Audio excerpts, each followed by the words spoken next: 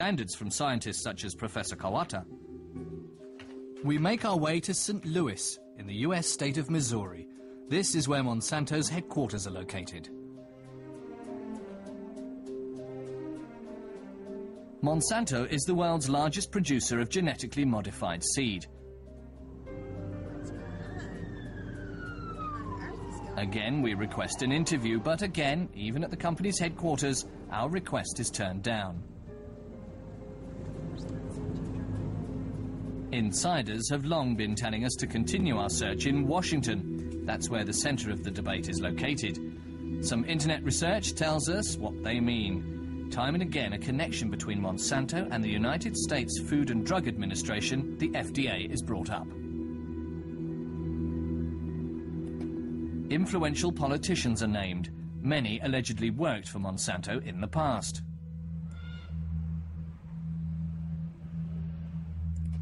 The company is said to have a lot of political influence.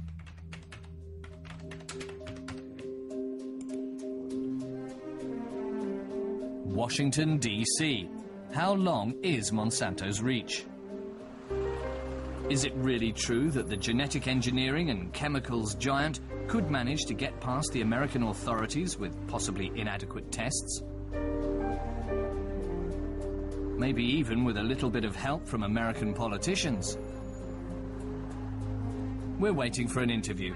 After several rejections, Dennis Kucinich finally agreed to talk to us. As a Democrat from Ohio, he's a member of the House of Representatives. He has some harsh words when it comes to the Food and Drug Administration.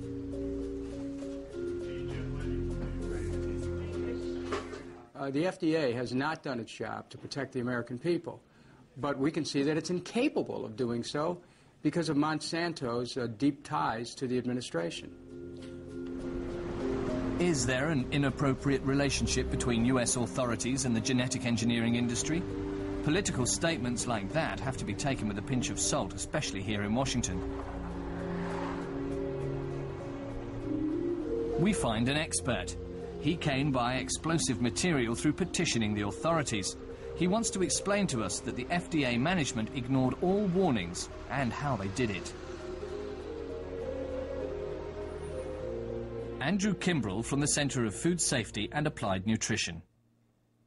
What's remarkable about this is that these are the scientists working inside FDA, and when the political appointees at the top of the agency said no testing, no labeling, they say in these documents, where is your science? Why didn't you listen to our science? So now that means that these foods have gone out without the testing, without saying, hey, listen, are these foods toxic?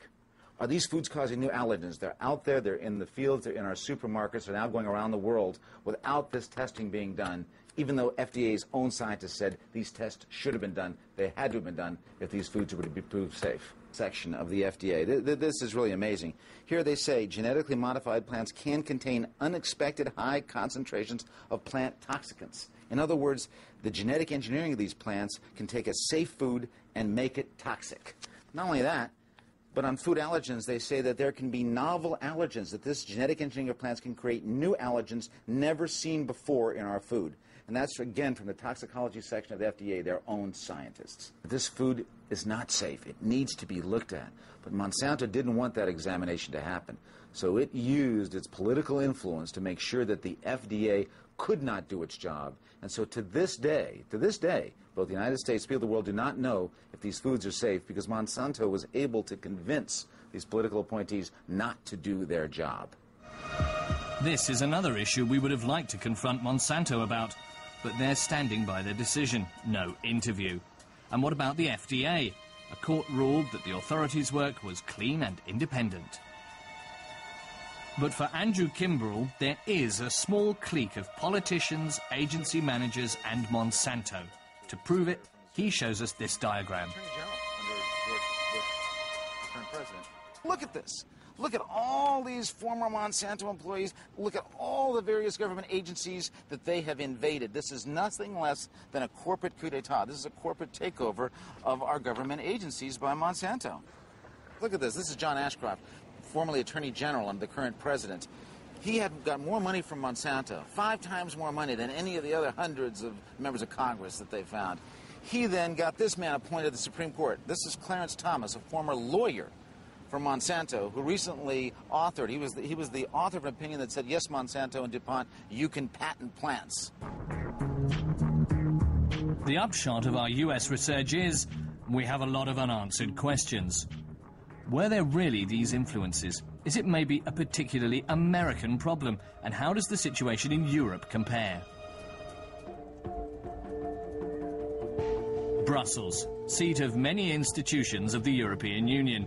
This is where the EU Commission made a very important decision in the early 1990s.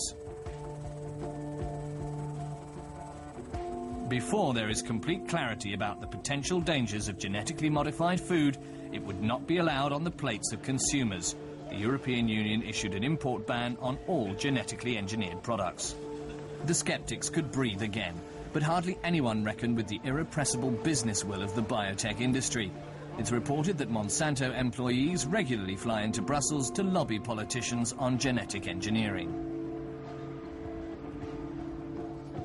And simultaneously, the US government is exerting pressure on Europe. The World Trade Organization, the WTO, ruled against the EU on its decision to ban the import of GM food. For insiders, it was a cardinal mistake to bow to the pressure of the United States, even though the safety of GM products was not certain. And, like in the United States, there are also doubts about the independence of the European Food Safety Authority. In April 2005, this was broadcast on German television.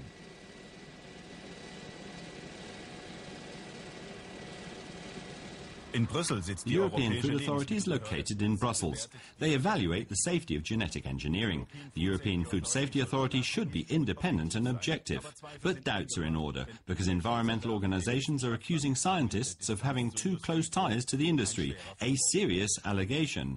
Joachim Schiemann, a German on the panel that is supposedly independent, but privately he is a member of an association for the promotion of genetic engineering.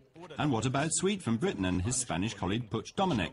In their capacity of genetic engineering watchdogs, they have to provide information about possible conflicts of interest, and there are plenty of those. Sweet, for example, is a member of the British lobby that champions genetic engineering. He explains that indirect payments or other forms are taking place or have in the past.